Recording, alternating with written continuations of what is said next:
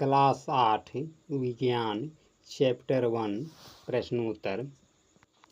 Chapter 1 दहन और ज्वाला। प्रश्न संख्या 1। आग लगने पर उसे कई बार पानी डालकर बुझाते हैं। पानी डालने से आग कैसे बुझ जाती है? उत्तर। आम तौर पर लगी आग को बुझाने के लिए हम पानी का प्रयोग करते हैं। जल ज्वलनशील पदार्थ को ठंडा करता है। ऐसा करने से आग का फैलाव बंद हो जाता है।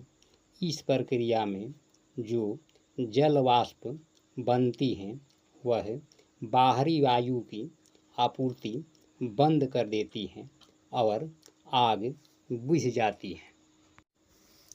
प्रश्न संख्या 2।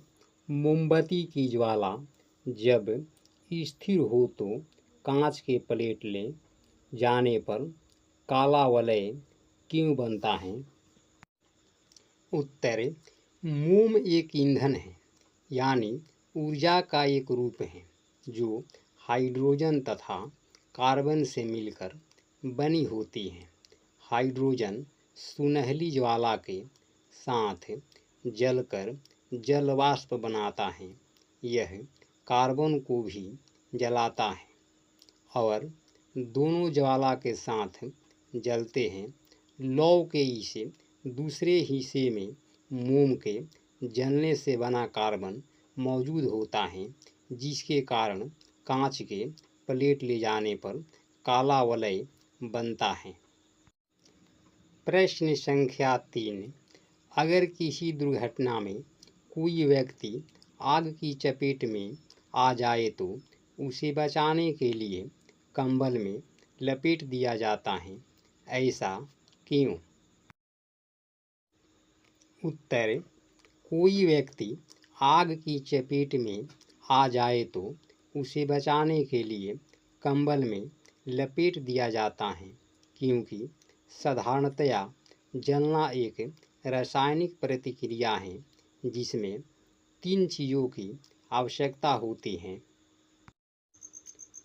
ज्वलनशील पदार्थ का होना, ज्वलन ताप तक पहुँचने का उपाय, हवा की जरूरत, वायु दहन के लिए आवश्यक होता है क्योंकि हवा में उपस्थित ऑक्सीजन दहनशील नहीं होते परंतु दहन के पोषक होते हैं, यानी जलने में मदद करता है। कंबल में लपेट देने से शरीर का हवा से संपर्क खत्म हो जाता है। परिणाम स्वरूप बिना हवा के आग बुझ जाती है। प्रश्न संख्या 4।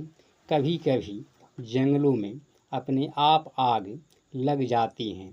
ऐसा कैसे होता होगा? उत्तर। कभी कभी जंगलों में अपने आप आग लग जाती है। गर्मियों के मौसम में बहुत अधिक गर्मी पड़ने पर कुछ स्थानों में सूखी घास आग पकड़ लेती है, जिससे पूरा जंगल ही आग की लपेट में आ जाता है, जिसे दावानल कहते हैं। गर्मी या पेड़ और पेड़ के बीच घर्षण से उसका तापमान बढ़ जाता है और धीरे धीरे वह तापमान पर पहुंच जाता है जहां पदार्थ जलना शुरू कर देता है। इस प्रकार जंगलों में स्वतः आग लग जाती है। प्रश्न संख्या 5। गोलू ने आधा पेट्रोल तथा आधा पानी लेकर एक मिश्रण बनाया। उसने एक कपड़े को इस मिश्रण में भिगो दिया। इसके बाद एक माचिस की तीली से इसे जलाया। आग लगी पर कपड़ा नहीं जला। ऐसा कैसे हुआ होगा? उत्तर। वह तापमान जिस पर पहुंचने के बाद कोई पदार्थ जलना शुरू कर देता है वह पदार्थ का ज्वलन ताप कहलाता है।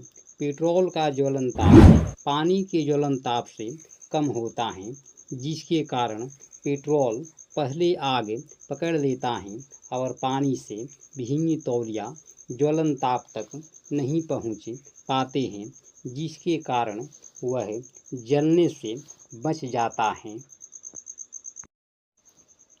प्रश्न संख्या 6। माचिस को जलाने के लिए उसे माचिस की डिब्बी से रगड़ा जाता है, ऐसा क्यों? उत्तर: चूँकि लाल फास्फोरस अपने आप आग नहीं पकड़ता, बल्कि रगड़ने पर ही जलता है। अपने घरों में जो माचिस की डिब्बी आप देखते हैं, उसमें तीलियों पर लगा रसायन पोटेशियम क्लोरेट होता है। डिब्बी पर लाल फास्फोरस और सल्फर लगा होता है। माचिस की तीलियाँ डिब्बी पर रगड़ने से आसानी से जल उठती हैं। प्रश्न संख्या 7। ज्वाला के तीनों क्षेत्र दिखाइए। उत्तर: मोमबत्ती की ज्वाला के 3 क्षेत्र होते हैं: बाहरी भाग, मध्य भाग, आंतरिक भाग। बाहरी भाग नीला तथा अदीप्त होता है। यहाँ पूर्ण दहन होता है, क्योंकि यहाँ ऑक्सीजन ज़्यादा उपलब्ध होते हैं। यह सबसे गर्म होता है। मध्य भाग पीला, चमकीला और दीप्त क्षेत्र होते हैं। इस भाग में पूर्ण दहन नहीं होता है, क्योंकि ऑक्सीजन यहाँ भी कम मिल पाता है। आंतरिक क्षेत्र बत्ती के एकदम नज़दीक होता है। यह काला रंग का होता है, क्योंकि कार्बन के कुछ कण बच जाते हैं। यह सबसे कम गर्म क्षेत्र होते हैं। प्रश्न संख्या 8। घर में आग से होने वाली असावधानियों से बचने के लिए आप क्या क्या करते हैं, इसकी चर्चा आप अपने दोस्तों से कीजिए।